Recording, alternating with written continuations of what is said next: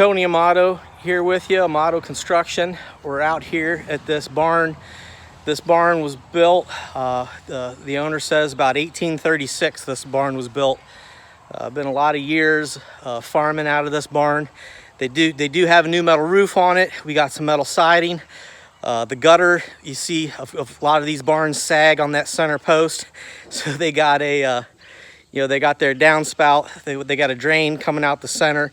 So they've solved all their water issues. But what we're dealing with is a lot of years where they had old swinging doors on here, and there was no gutter, swinging doors, nobody ever shut them.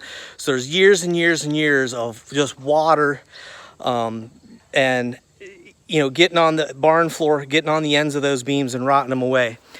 So what happened over the years, and they've done a few little repairs over time. You can look and see the they had beams in here. The floor joists were coming in, and they poured concrete in. They were resting up here. Well, they're gone. this hole, I can't, horrible, there we go.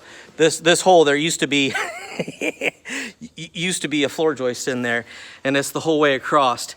If I laid a level across here, I'd say there's a good 10-inch drop. The farmer was pulling in with a bale and his tractor.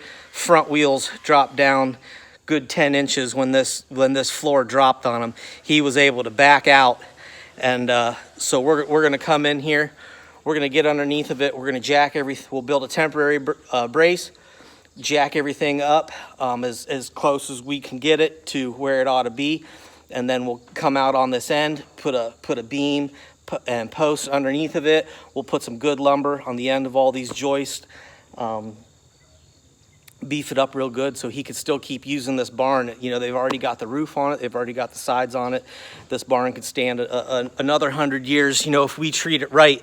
So this side here fell in, but we're gonna go ahead and do them both, because darn well that side fell in, this one isn't far behind. You can already see he's got some, he was starting to stack his bales in here when that other side of the floor dropped. This one, you could see a little bit of bow to it, and it's just a matter of time before this one lets loose too. So we're gonna go ahead and do both openings. If we're gonna do it, we might as well get in there and do it right. And that way he could still keep using this barn for lots of years to come. This barn will be around for his grandkids to enjoy. This will be a family farm passed down through generations.